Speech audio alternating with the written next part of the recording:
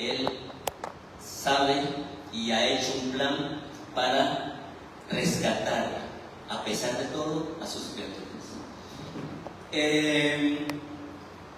Yo no tengo que decirles a ustedes todo lo que está sucediendo, ¿cierto? Usted ya lo sabe.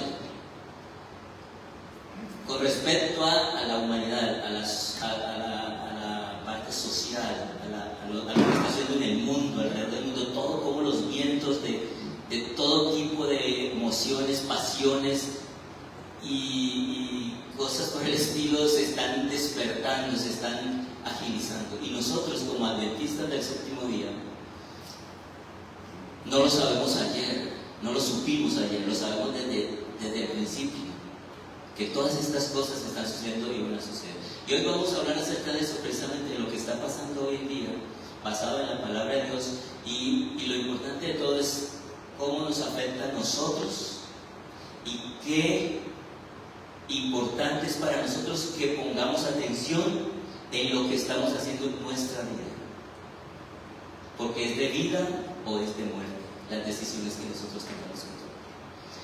Vamos a inclinarnos y pedirle nuevamente la bendición del Señor para abrir su palabra y poder entender entonces el mensaje que Él nos trae esta mañana para nosotros. Oremos. Padre nuestro, nuevamente, Señor, elevamos nuestras plegarias a Ti, sabiendo que Tú eres un Dios misericordioso, tardo para la ira y grande de misericordia. Esta mañana, Señor, venimos para abrir ante Ti nuestros corazones y que Tú los escudriñes y que mires los caminos que no están correctos delante de Ti, que Tú nos guíes, Señor, por el camino eterno.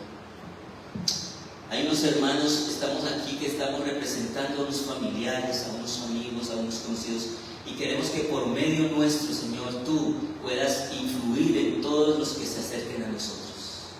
Pero inicialmente queremos, Señor, que Tú nos ayudes a nosotros personalmente a prepararnos, a estar en la obediencia, Señor.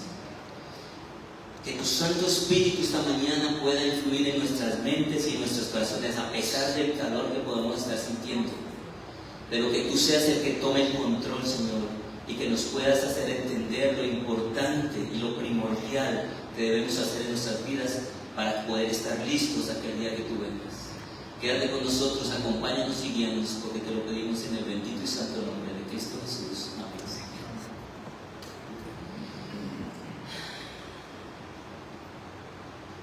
El texto que leímos nosotros esta mañana fue Génesis capítulo 6, y nosotros ya sabemos en qué momento se desarrolló ese punto, ¿cierto? Fue antes de ¿qué? ¿Antes de cuál? El diluvio, ¿cierto? Y antes del diluvio, Dios ya había dicho que la maldad del hombre había ¿qué?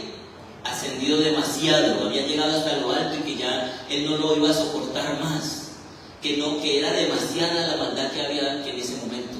Y llegó el momento en que Dios dice, no, que contenderá mi espíritu para siempre. Él lo dijo en un momento difícil, porque llegó un momento en que Él llegó a decir, me arrepiento de ¿qué? De haber hecho al hombre. Pero ustedes ya saben, cuando nosotros estudiamos, saben que ese arrepentimiento no es igual al arrepentimiento que nosotros tenemos como humanos. Pero miren que Él dice, no contenderá mi espíritu para siempre con el hombre, porque Él es ¿qué? Él es carne. Él es carne. O sea que en cierta manera, Dios contendía con el hombre, a pesar de saber que el hombre era nada, o sea, es carne. O sea, imagínense ustedes un Dios, espíritu, que es fuerza, que es creador, estar detrás de un hombre, siguiéndolo, diciéndole que no haga las cosas que está haciendo y tener que lidiar con él. Yo les debo decir una cosa, miren, nosotros tenemos un perrito, quiero como decir un paréntesis un poquito, como me acordé de esto. Tenemos un perrito que el perrito no sabe que él está viviendo por gracia. Y ustedes dirán, pero ¿por qué el perro está viviendo por gracia? Bueno, porque el perrito nos lo regaló una persona conocida y lo regaló porque lo iban a llevar al shelter, a la perrera, y lo iban a llevar porque mordió al señor de la casa. Estaba puppy y lo mordió. Entonces por esa razón el señor dijo, no, lo saca de aquí, se lo lleva, si no yo sé que voy a ir con él. Entonces nosotros lo conocíamos a la señora y la señora nos lo regaló. Y la señora dijo que nos lo daba porque lo iban a llevar al shelter, porque lo iban a sacrificar. Entonces mi esposa dijo, bueno, está bien, estaba muy bonito, pequeñito, chiquito. Oiga, les digo una cosa, hermanos, por eso decimos que vive por gracia. ¿Por qué vive por gracia? Porque Él iba a morir y por nosotros todavía vive. Pero ustedes creen, hermanos, todo lo que nosotros hemos tenido que aguantarle a ese perrito. Porque el perrito creo que tiene epilepsia. Primero que todo tiene epilepsia. Y segundo, es al revés. Cuando usted le dice no, él sí. Tiene como un circuito ahí dañado. Y nos ha mordido no una, dos ni tres, 10 veces. A todos en la casa nos ha mordido. A los hermanos que vienen, nos visitan, los ha mordido. Entonces nosotros llegamos a un punto en que decimos, no, nos va a tocar llevarlo al shelter otra vez. Y ustedes creen que ya tiene 8 años con nosotros. Y ya varias veces hemos intentado llevarlo al shelter. Y decimos nosotros, ¿y por qué no lo hemos hecho? Porque nos hemos encariñado con él a pesar de todo. Y no somos capaces de hacerlo. Pero nos ha tocado lidiar con él. Nos ha tocado aguantarnos. Lágrimas le ha sacado a mi esposa. Y entonces yo me ponía a pensar en ejemplo, en ese sentido. Yo pienso que Dios es así con nosotros. Mire, Dios nos ha librado de una muerte segura. Y a pesar de que nos libró de la muerte segura, nosotros todavía seguimos ofendiéndolo, seguimos negándolo en muchas ocasiones, seguimos poniéndole ídolos al frente de Él, porque tenemos ídolos. No como los hermanos de la Iglesia Católica, literalmente, que nosotros no le rezamos a un ídolo, pero sí tenemos ídolos porque hay cosas que amamos más que a Dios. Porque sabemos que son cosas que Dios no está de acuerdo y las hacemos. Eso ofende a Dios. El Espíritu de Profecía dice claramente que cuando nosotros ponemos en lugar de Dios algo que queremos, eso se convierte en un ¿qué? En un ídolo.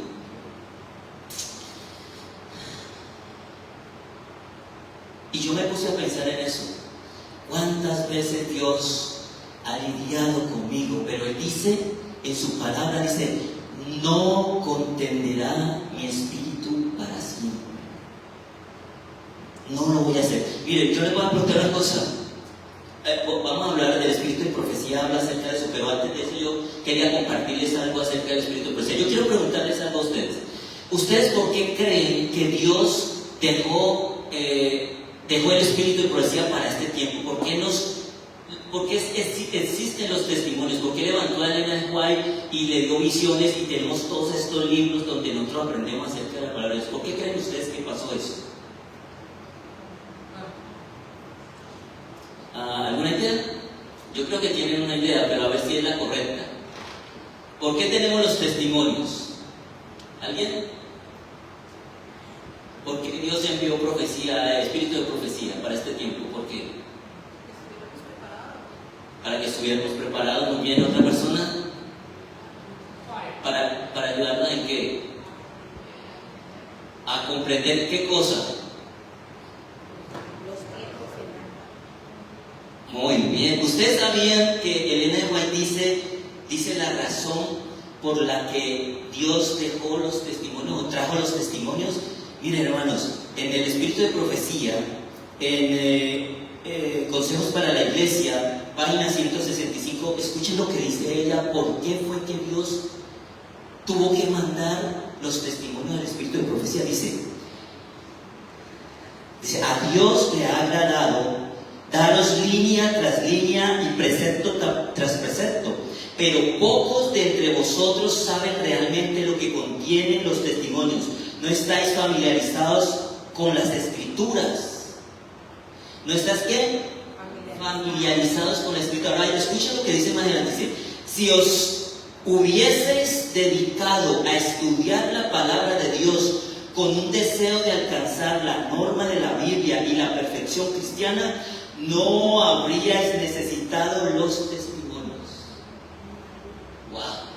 O sea que definitivamente Dios envió sus testimonios fue porque no estábamos completamente, no éramos estudiosos completos de la palabra de Dios.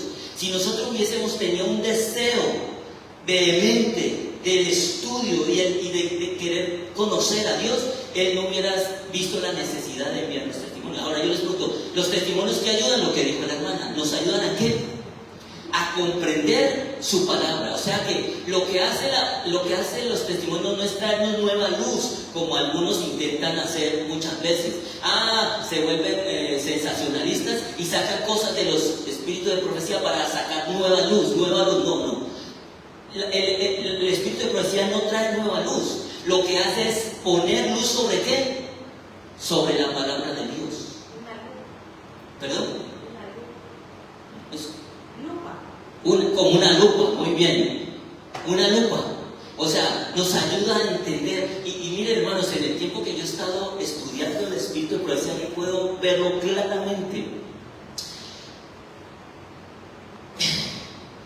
Bueno, ahorita lo vamos a ver, pero por ejemplo, ¿ustedes se acuerdan que Balaam fue el que ayudó, el moabita, el rey moabita intentó utilizar para maldecir a Israel? Ok, muy bien, pero intentó maldecirlo, pero no pudo, porque en ese momento el pueblo de Israel era obediente a los preceptos de Dios y estaba unido. Pero miren una cosa, él intentó maldecirlo, pero Dios lo que dijo, no, tú lo vas a bendecir, y lo bendijo 3 veces, ¿ok? Está muy bien. Cuando ustedes leen el capítulo, allí en ese capítulo, ustedes no van a encontrar cuál fue la razón por la que el pueblo de Israel cayó. ¿Saben dónde lo van a encontrar? 3 capítulos después, o 2 capítulos después, cuál fue la verdadera razón por la que el pueblo de Israel cayó. Y la culpa la tuvo ¿quién? Balaam. ¿Y sabe dónde dice eso claramente? En el espíritu de profecía. O sea, se lo digo sinceramente, yo no lo sabía y yo lo entendí cuando estudié y leí el espíritu de profecía. Dice en el capítulo 3 capítulos adelante, dice que por consejo de Balaam el rey hizo una fiesta y envió a las mujeres moabitas al campamento de Israel. ¿Y fue por consejo de quién? De Balaam, pero no lo dice allí en los primeros capítulos, sino que lo dice al final. Y yo no sabía eso. Cuando yo leí el espíritu de profecía, que por consejo de Balaam, el rey fue que hizo lo que hizo de introducir a las mujeres en el campamento, yo dije, pero ¿dónde la Biblia dice eso? Yo nunca he leído eso en la Biblia, que fue Balaam el que aconsejó al rey. Y cuando lo fui y lo busqué, lo encontré 3 capítulos más adelante. Lo que quiero decirles es claramente esto, y es que el espíritu de profecía, eso es lo que hace, aclara los conceptos, aclara las ideas de la palabra de Dios. Muchas veces nosotros la leemos y hay cosas que no comprendemos. Como por ejemplo, cuando hablábamos esta mañana, el hermano nos hablaba del faraón. El faraón dice que al principio él endureció su corazón, ¿cierto? Pero después en otro pasaje dice que Dios fue el que le endureció el corazón a él. Y entonces hay personas que dicen, bueno, pero entonces la culpa no es del faraón, porque al final Dios le endureció el corazón, ¿cierto que sí? Pero cuando nosotros estudiamos el espíritu de profecía nos damos cuenta de la razón en verdad de por qué Dios endureció el corazón del faraón.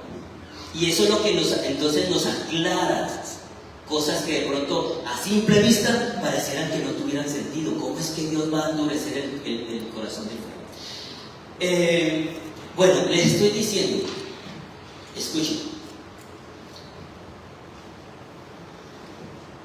Dios dijo en ese momento que Él no contendería con el hombre para siempre. Y miren, hermanos, nosotros estamos viviendo ahora en un tiempo en el que Jesús se refirió a eso, al tiempo de Noé. ¿Se acuerdan? En Mateo capítulo 24, versículos 35 y 37 dice: pero como en los días de Noé, así será la venida del hombre, como en los días de Noé, estarán comiendo y bebiendo y casándose y dando sin casamiento. Muy bien, quiere decir que nosotros en este momento, estamos viviendo como en los tiempos de Noé. Y si yo te pregunto a ti, ¿es eso cierto? Seguro que todos van a decir que sí, y es así, claramente. Pero si nosotros dijéramos, Dios repetiría las mismas palabras que dijo en los tiempos de Noé, ¿hoy las repetiría? Díganme ustedes sí o no. Por supuesto que sí. O sea que, miren, hoy Dios estaría diciendo, o estará diciendo lo mismo que dijo cuando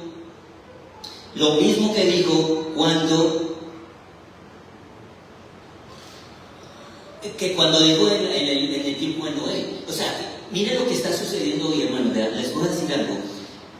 Cuando nosotros nos ponemos a ver todas las cosas que están pasando, nos vamos a dar cuenta claramente que lo que hemos estado enseñando por 180 años, claro, yo desde que tenía 20 años estoy enseñando estas cosas porque vine a ser adventista y aprendí esto, pero en la época, yo les había dicho antes a ustedes, en la época que yo empecé a enseñar y a estudiar acerca de estas profecías, la gente no creía y decía, no, eso no es posible, porque estaba la Unión Soviética.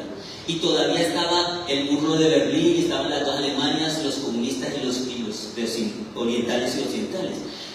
Pero nadie creía que la Unión Soviética iba a caer, y ahorita lo estamos viendo, porque la palabra de Dios en Apocalipsis capítulo 13 dice que solamente iban a haber dos poderes en el tiempo del fin: poder religioso y poder ¿qué? Político. Y nosotros hemos enseñado siempre que el poder político era ¿quién? ¿Quién? Estados Unidos. O sea que eso quería decir que solamente iba a gobernar o iba a ser un solo reino poderoso en el tiempo de fin, que era Estados Unidos. Y eso es lo que estamos viendo. ¿Cierto que sí? Bueno, muy bien. Entonces miren, cuando nosotros vemos lo que está sucediendo ahora, nosotros podemos sentir, un orgullo sano, con orgullo saber que nosotros estábamos en la verdad, que lo que nosotros aprendimos y conocimos venía de parte de ¿quién? De Dios. Que el espíritu de profecía era enviado por Dios. Que cuando nosotros hablamos de la ley de Dios, que cuando hablamos que el sábado es el sello de Dios, que cuando hablamos que la ley de Dios está vigente y que la ley de Dios es eterna, y todo eso no estamos hablando como fanáticos. Estamos hablando basados en cosas reales. Y cuando nosotros vemos que las cosas están sucediendo, entonces con mayor razón creemos en aquel que nos enseñó desde un principio. Muchas personas en ese tiempo decían, imposible que la Unión Soviética caiga, imposible que Alemania y esto se acabe. Y otra cosa que decían, y esto no hace mucho tiempo, hablaba con algunos hermanos de la iglesia, que les hablaba acerca de la caída económica de Estados Unidos, que nosotros lo sabemos desde muchos años que Estados Unidos tiene que caer. ¿Por qué Estados Unidos tiene que caer económicamente? A ver, ¿quién sabe la respuesta? Yo sé que aquí hay muchos líderes y conocen mucho de profecía. ¿Por qué Estados Unidos tiene que caer económicamente? ¿Por qué dice la profecía que, eso es lo que hemos aprendido nosotros? ¿Por qué tiene que caer? ¿Alguien sabe? ¿No? ¿Una idea? Escuchen, ustedes saben que Apocalipsis 13 lo dice claramente: la primera bestia y la segunda bestia. La segunda bestia hará una imagen de la primera bestia, pero para poder que la segunda bestia, que es Estados Unidos, le haga una imagen a la segunda bestia tiene que tomar toda la autoridad de la primera bestia, ¿cierto que sí? Pero para poder hacer eso tiene que haber algo por el medio, una alianza o un acuerdo. ¿Y cuál es el acuerdo que dice el Espíritu de Profecía que va a haber entre los dos para que suceda eso? Para que la primera bestia se apoye en la segunda bestia, que es la que va a hacer, que va a perseguir y va a matar a los que no obedecen a la primera bestia, a los que no adoren a la imagen, que es la parte que económica. ¿Y quién es el único poder que va a haber en el tiempo del fin que sí va a tener dinero? ¿Quién es el que en este momento en que la economía de ese país es poderosa y que no se ha caído y que no se ha movido? ¿Cuál es? El Vaticano. Ustedes ya saben eso, yo creo que ustedes lo saben, no sé. O sea, el Vaticano tiene sus arcas llenas de oro y tienen bancos en todo lugar y negocios y todas las cosas. Entonces, si Estados Unidos cae económicamente, va a necesitar ayuda. ¿Y de quién creen ustedes que va a pedir ayuda? Pues a la primera bestia. Y la primera bestia dice: sí, yo te voy a ayudar, pero si tú haces esto, que los moradores de la tierra me adoren. Y entonces por eso nadie podrá comprar ni vender, sino solamente los que tengan la marca de la bestia. Yo les quiero decir que yo no. ¿Qué hora es? ¿Las 11 qué? Las 12. ¿Las 12? Se me fue el tiempo.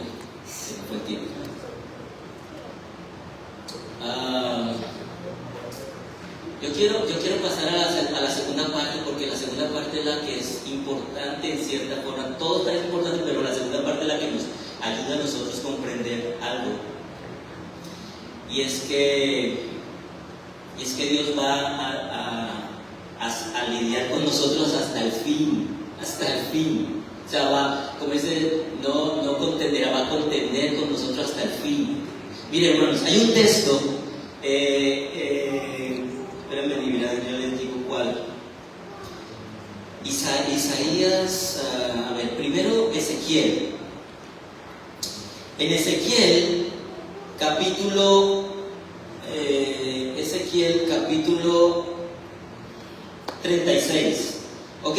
Escuchen lo que dice en Ezequiel capítulo 36.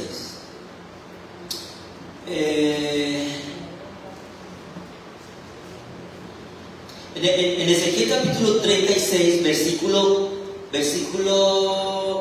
24, habla acerca de la reunión nueva que prometió Dios con Israel.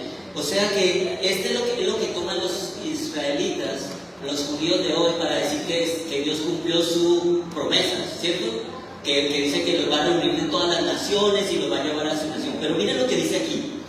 Dice: y yo os tomaré, desde el 24, yo os tomaré de las naciones y os recogeré de todas las tierras y os traeré a vuestro país. Esparciré sobre vosotros agua limpia y seréis limpiados de todas vuestras inmundicias y de todos vuestros ídolos os limpiaré. Os daré ¿qué cosa? Corazón nuevo, y pondré espíritu nuevo dentro de vosotros, y quitaré de vuestra carne el corazón de piedra, y os daré un corazón de carne, y pondré dentro de vosotros mi espíritu, y haré ¿qué cosa? Que andéis en mis estatutos y guardéis mis preceptos y los pongáis por obra. O sea, esa es la promesa. Ahora yo les pregunto a ustedes algo. ¿Aquí está hablando de Israel literal? No, pero ellos sí lo están tomando como eso. ¿Por qué? Porque es que aquí está hablando de esto, pero está hablando en el sentido de la salvación en Cristo Jesús. ¿Me hago entender? O sea, los israelitas no creen en Jesús. Ellos todavía están esperando al Mesías y van a reconstruir el templo precisamente para que venga. No lo aceptaron a Jesús. Y aquí está diciendo que al final del tiempo Dios iba a dar su espíritu, lo iba a poner en nosotros y nos iba a hacer andar por sus estatutos y sus mandamientos. Ahora, miren lo que dice Isaías. Escuchen bien, Isaías 57. Vamos a buscar Isaías 57.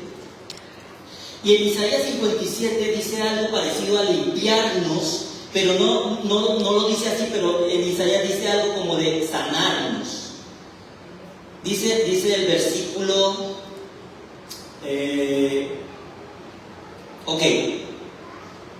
15 en adelante. Escuchen lo que dice. Dice, porque así dijo el alto y sublime, el que habita la eternidad y cuyo nombre es el Santo. Yo habito en la altura y santidad y con el quebrantado y humilde de espíritu. Oiga, tengan cuidado, esto es importante. Él habita con el que ¿qué? ¿Qué dice? A ver, voy a repetir nuevamente. Se me fue. Yo habito en la altura y la santidad y con el quebrantado y humilde de espíritu. Esa es una parte clave. Porque es que miren, cuando la palabra de Dios dice, y yo pondré mi ley en tu corazón y haré andar con mis estatutos, algunos pensarán de pronto que es que no importa lo que estemos haciendo, va a llegar el momento en que Dios nos va a poner la ley en el corazón y nosotros vamos a empezar a andar por ahí. Como algunos que andan enseñando por ahí diciendo que vamos a pecar hasta cuando Cristo venga. Entonces pensarán ellos, bueno, nosotros vamos a seguir haciendo lo que no queramos y entonces va a llegar el momento en que Dios va a poner su espíritu en nosotros primadamente o va a poner su ley y nos va a poner a andar a obedecer la ley de Dios. No, eso. Aquí está diciendo, dice, vuelvo y repito, Él habita en la eternidad y cuyo nombre es el Santo. Yo habito en la altura y la santidad y con el quebrantado y humilde espíritu para hacer vivir el espíritu de los humildes y para vivificar el corazón de los quebrantados. Porque, oigan lo que dice aquí. Escuchen, miren, aquí repite lo que dijo en Génesis. No contenderá, ¿qué cosa? Para siempre, porque no contenderé para siempre, ni para siempre me enojaré, pues decaería de mí el espíritu y las almas que yo he creado. ¿Ustedes creen que se está contradiciendo Dios ahí? Porque allá dice, no contenderá mi espíritu para siempre con el hombre porque él es carne. Pero aquí dice, no contenderé para siempre con el hombre porque decaería mi espíritu. Aquí está diciendo es que no voy a seguir, en cierta forma, está diciendo en cierta forma es que voy a dejar de contender con él. Es lo que está queriendo decir aquí. Pero ¿saben qué es lo que mueve a Dios a decir esto?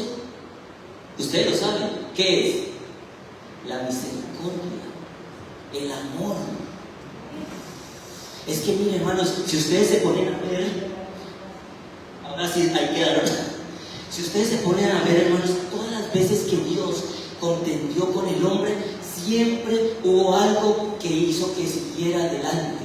Por ejemplo, ¿se acuerdan cuando Abraham, cuando iba a destruir a Sodoma y Gomorra? Dice que si hubiera uno no lo destruiría, pero al final estaba Lot. ¿Y qué hizo? Le pidió a Lot que saliera. ¿Se acuerdan de Moisés cuando bajó del monte? Dijo, aparte de que yo voy a destruir este pueblo, y Moisés ¿qué hizo? Intervinió por él. ¿Qué hizo Dios? Aceptó, no destruyó al pueblo.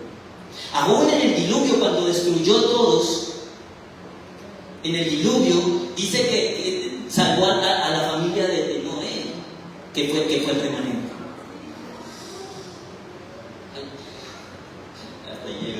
Quiero leerles una parte del Espíritu de Profecía que quería compartir con ustedes acerca de que el Espíritu no contendería con el hombre para siempre. Escuchen lo que dice. Esto se encuentra en testimonio acerca de la conducta sexual y adultera, porque en el tiempo, dice ella, que en el tiempo del fin lo que más va a predominar es el adulterio. Y escuchen, dice, antes de la destrucción del mundo antiguo por el diluvio, sus habitantes estaban ennegrecidos de corrupción. Prevalecía el pecado y los crímenes de toda clase. La condición actual del mundo está llegando rápidamente al punto cuando Dios dirá, como dijo en la antigüedad, mi espíritu no contenderá para siempre con el hombre. Uno de los pecados más graves que prevalece en esta era degenerada por la corrupción es el adulterio. Este vergonzoso pecado está siendo cometido en forma alarmante. El sábado y la institución matrimonial fueron establecidos por Dios en el Edén para que fueran perpetuados en forma sagrada y santa. Ambas instituciones de origen divino han sido despreciadas y consideradas sin ningún valor por hombres y mujeres cuyos corazones están determinados a ejecutar solamente el mal.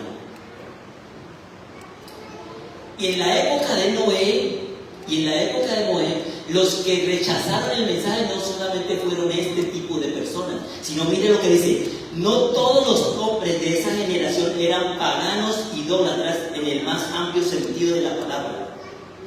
Muchos tenían conocimiento de Dios y de su ley, pero no solo rechazaron el mensaje del fiel predicador de justicia, sino que utilizaron su influencia para evitar que otros obedecieran a Dios.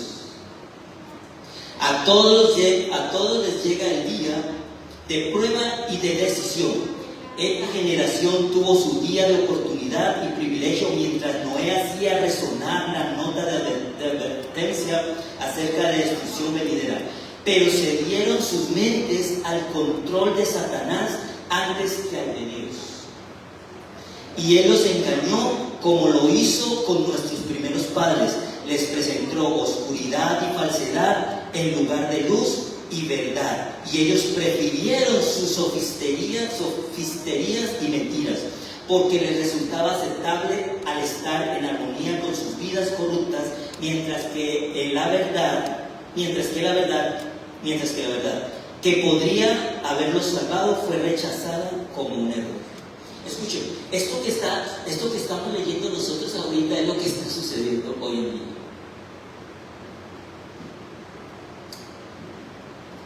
Cuando nosotros nos ponemos a analizar las señales de los tiempos del fin, en todos los aspectos, podemos darnos cuenta de que en la iglesia, en el pueblo de Dios también se están cumpliendo esas profecías. En el sentido, hermanos, por ejemplo, si yo les preguntara a ustedes cuál es la verdad presente, y nosotros de pronto la conocemos, pero hay algunos que tienen diferentes conceptos. Pero ¿cuál es la verdad presente en este momento? A ver, ¿quién me puede decir algo? Yo sé que son varias ideas, pero dígame una. El mensaje de los tres ángeles, muy bien, es una. Otra. La segunda venida de Jesús, muy bien, esa es otra. ¿Qué otra más? Hay una que es la del ministerio de Cristo en el santuario, en el lugar santísimo, esa es otra. Pero ¿saben que hay una que nosotros pocas veces la consideramos verdad presente, y es verdad presente para nosotros como pueblo de Dios? Y es Apocalipsis capítulo 3, el mensaje ¿a quién? El mensaje de la Odisea. Pero el mensaje de la Odisea no es un mensaje como el de Éfeso, no es el de amonestación. Ese es verdad presente. ¿Qué quiere decir eso? Quiere decir que este tiempo en que estamos viviendo es un tiempo de amonestación a la iglesia. ¿Y por qué iba a ser así? Bueno, por lo que dice ahí en Apocalipsis 3, que es que iba a ser un pueblo que se creía que era rico, pero que era pobre y desnudo. Pero que había que hacerlo porque el testigo fiel es el que da la administración para este tiempo. Y es lo que debemos estar haciendo. O sea, yo sé, hermanos, yo puedo traerles aquí a ustedes un tema de los milagros de Jesús. Yo puedo traerles un tema a ustedes del amor de Jesús, de Dios, pero ya hay mucha gente que está hablando de eso. Estamos viviendo en tiempos cruciales. Miren lo que está pasando. Una persona, a mí se me va la nube, y veces yo le estaba diciendo que una persona hace unos meses atrás me decía: es imposible que Estados Unidos caiga económicamente. Es imposible, es una economía fuerte. ¿Qué estamos viendo? No se necesita mucho tiempo. Las cosas suceden como rápidamente van a suceder, y están sucediendo rápidamente, y van a suceder rápidamente. ¿Y qué significa eso? Significa que las cosas que creemos que no van a suceder y que es imposible porque nuestra mente no lo alcanza a entender, está bien que nosotros no lo entendamos, pero por lo menos tengamos fe en la palabra de Dios. Creamos a Él. ¿A quién? A Dios, que dice en su palabra: porque Él es poderoso y fuerte para sostenernos en tiempo de la tribulación. Y yo les digo yo a ustedes, hermanos, nosotros como iglesia y como que nos llamamos pueblo de Dios, debemos estar preparándonos. Miren, hermanos, escúchenme lo que les voy a decir. No es tiempo de venir a la iglesia solamente para recrearnos. No, es para aprender. Necesitamos conocer de lo que está sucediendo y cómo está nuestra vida delante de Dios. Y yo sé que para todos no es la misma experiencia, no es la misma. O sea, cada uno debe saber su experiencia personal con Dios. Es diferente, pero sí es verdad que Dios aquí lo está diciendo en su palabra, que nosotros debemos estar poniendo nuestra mirada en las cosas celestiales. No importa tu experiencia, poner la mirada en las cosas celestiales. Porque si tú fijas tu mirada allá, tú vas a poder entonces hacer lo que tengas que hacer, como decía el hermano esta mañana, el hermano que tenía la lección, que no le va a importar dejar un carro o dejar una casa o dejar lo que tenga para hacer lo que sabe que tiene que hacer. ¿Cierto que sí, mis hermanos? Pero no lo vamos a poder hacer porque, miren, hermanos, Elena de White en el Espíritu de Profecía dice que en el tiempo del fin, cuando tengamos que hacer lo que ya sabíamos que teníamos que hacer, dice que las propiedades se levantarán como murallas para evitarnos salir cuando teníamos que salir. Ustedes saben, hermanos, que ya se me fue el tiempo de la etapa final. Yo sé que hay muchos todavía que no creen en la ley dominical, no lo creen. Que no creen que va a haber una ley dominical. Y miren, hermanos, ustedes saben que hay dos etapas en el tiempo de la abominación desolada. Ustedes conocen la historia, ustedes conocen el tema de la abominación desoladora. Y la abominación desoladora tiene dos etapas, que es la etapa cuando los romanos llegaron, rodearon a Jerusalén, es una primera etapa, y luego se fueron y volvieron para destruir. Eso va a ser igual en este tiempo. Va a ser igual, pero ¿con qué cosa? ¿Qué es la abominación desoladora en este tiempo? La ley dominical. Por eso nosotros vemos en Mateo, ustedes quieren saber la teología, Mateo 24 está así, cómo van a suceder los eventos.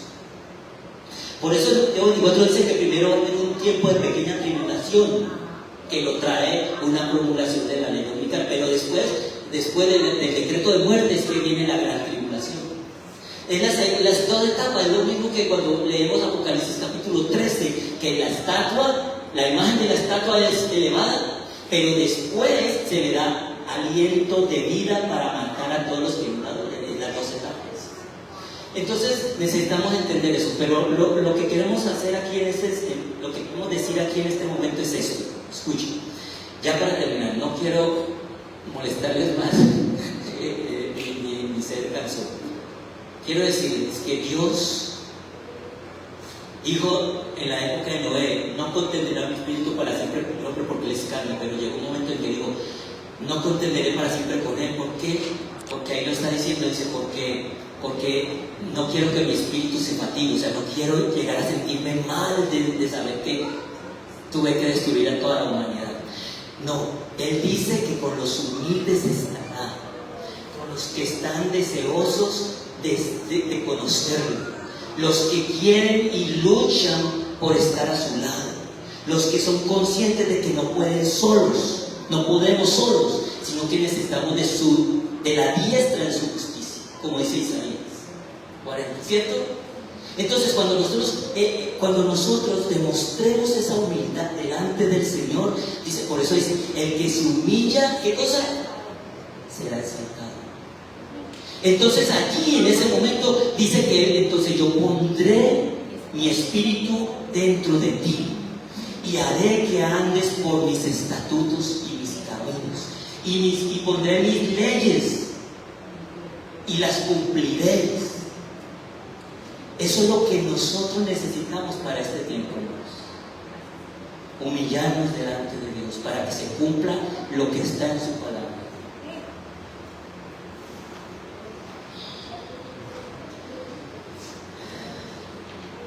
Voy a terminar con un texto ya, es el texto que se encuentra en Romanos capítulo 13, versículos 11 al 14.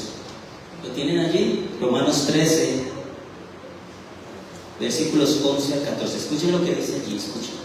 Nosotros estamos viviendo tiempos muy importantes y necesitamos recordar esto que dice aquí en Romanos 13. Dice: y esto, conociendo el tiempo, que ya es hora de levantarnos del sueño, porque ahora está más cerca de nosotros nuestra salvación que cuando creímos.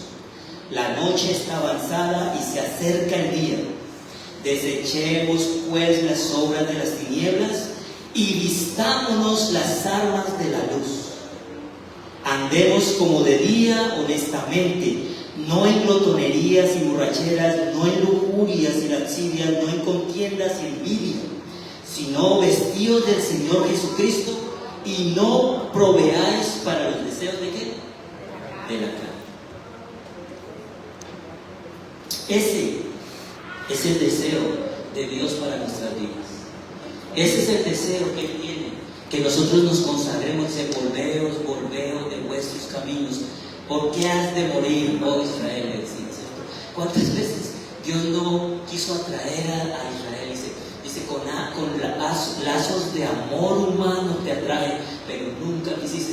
Eso me recuerda a los hijos rebeldes, que nosotros queremos acompañarlos con nuestro amor, nuestro cuidado, y no quieren hacerlo. Y nosotros estamos en la misma posición con Dios. Pero yo sé, hermanos, que llegará el momento en que de alguna u otra forma Dios nos hará conocer nuestra situación, y nosotros recapacitaremos y buscaremos su cuidado, y Él nos lo hará, y Él nos cuidará hasta el final, que es